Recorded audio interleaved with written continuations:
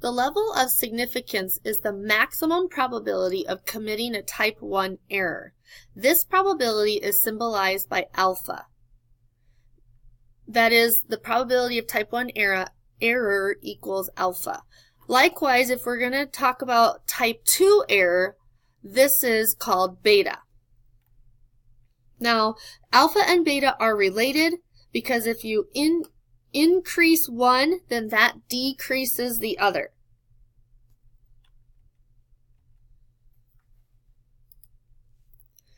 The typical significant levels are 0.1, 0.05, and 0.01.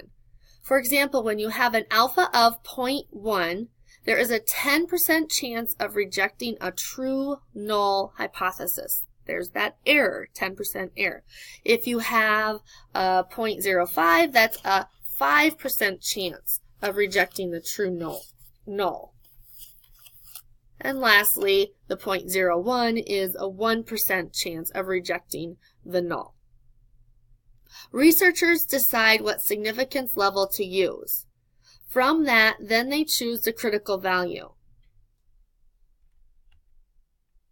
Okay.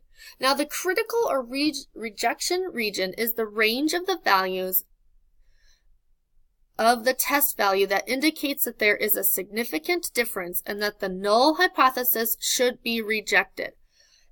In other words, if our values fall in those critical regions, then we will be rejecting the null. The region that's not being rejected is called the non-critical or the non-rejection region. And that's the range of values that if the test value falls in there, then the null hypothesis should not be rejected. We're going to abbreviate critical value as CV, and this will separate the critical region from the non-critical region.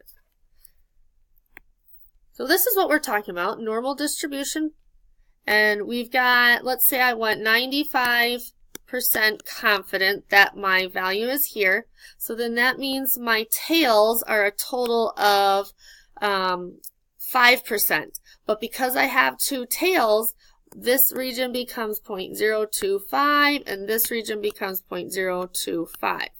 Now, there is the one tail, here is the other. The tails that I am shading in are what we call the critical regions. Okay, so there are two critical regions. If your value falls below on the left or falls above on the right, then we will be rejecting the claim. This region that is not highlighted, that is what we call the non-critical region. And if your test value falls inside of that piece, then we'll say we don't reject the null hypothesis because there's just not enough evidence to say that. It falls within this bigger piece of our situation. To find the critical values of the three different types of tests, you need to look up the Z value. Okay, so here I want a critical value of alpha being 0.01. That means that area under the curve is 0.01. I go to the normal distribution table and I look up where that value is closest to 0.01. And we can see that it would be 2.33. That becomes our Z value. If you look at a left-tailed test, again, the critical region is 0.01. We look up in our table of our normal distribution table, and we're looking for that 0.01. You'll notice that it is also close to that 2.33. Notice how it's going to be a negative value because it's on the left side. A two-tailed test. Here I want 0.01, but that has to be the total of both tails. This is where you would divide by 2. So this region here is 0.005, and this region over here is 0.005. Look up the table, and you can find that the Z values would become 2.58. Notice we have a positive and a negative. Your negative goes on the left, your positive goes on the right. This procedure table tells you how you would go about finding those critical values. You can take some time to read through that, but it's basically what we were just going over with those pictures.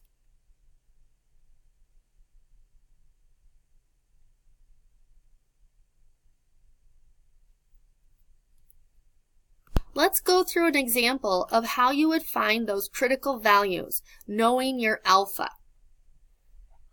Again, we're going to be using Table E. Now this is in Appendix A, not Appendix C, so there is a typo there. You want to draw the picture of what you're talking about, a left-tailed test. It's on the left side with an alpha of 0.10. That means the area under the curve is 0.10. Go to your Table E and look up 0.1000. I've got that Table E in front of me. Now I'm looking for that 0.100. Again, I'm trying to find it as close as I can. These are the numbers I'm looking for. It looks like it's right in between these two. And so which one are we going to use? The one that's closest to it would be this negative 1.2 and look up 8. Okay. So that's where they got that negative 1.28. It should make sense to you that it's negative because it's to the left of our mean. Okay, let's look at what happens when you have a two-tailed test. This time alpha is 0.02. Again, that is the total area behind both of these tails. Divide that by 2. Looking up our table, we're looking for 0.01. Okay, so that's going to give us one of our values, 0.01. 0.01. Right around here. I know I'm really close. Here we go. 0.01 would be closest to negative 2.33. That one's a lot closer than the one in negative 2.22. Okay? So we get negative 2.33, and then you have that positive value. You may notice this, we've got that symmetric, so if you figure out one of the z values for a two-tailed, then you can just do the opposite for the second value. Try this one with the right-tailed test, knowing that alpha is 0.005. Here we've got an answer. Now, one thing to remember is that in the Table E with the normal distributions, it always gives us the area to the left of the region. Here we're asking for the right. That's when you need to take 1 minus your alpha to get that area to the left of it. Then look up in the table, that 0.995. You'll notice that there is a tie between the two. You can average those out, and you're going to get an answer of 2.575. Our z values always need to be to 2 decimal points, so we will want to round this to 2.58.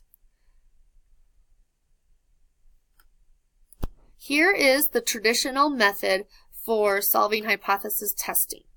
Step 1 is to state the hypotheses and identify the claim. Step 2, find the critical values from the appropriate table in Appendix A. Step 3, compute the test value. Step 4, make a decision to reject or not reject the null hypothesis. And Step 5, summarize the results. Here is a chart that will come in handy on how we're going to use the summarizing. When you're looking at your decision, you need to look at, are you going to reject the null hypothesis or do not reject it? Then you need to identify, well, was your claim the null hypothesis or was it the alternative one? Depending on which one you picked will decide if there's enough evidence to reject or to support. I find this table very helpful because it gets really confusing as we get more into this. Section 8.2 is going to be talking more about how to use this process, but I want you to be familiar with what the summarizing is. This concludes Section 8.1, Part 2. Please go to your assignments and start working on those problems. If you have any questions, let me know. Thanks.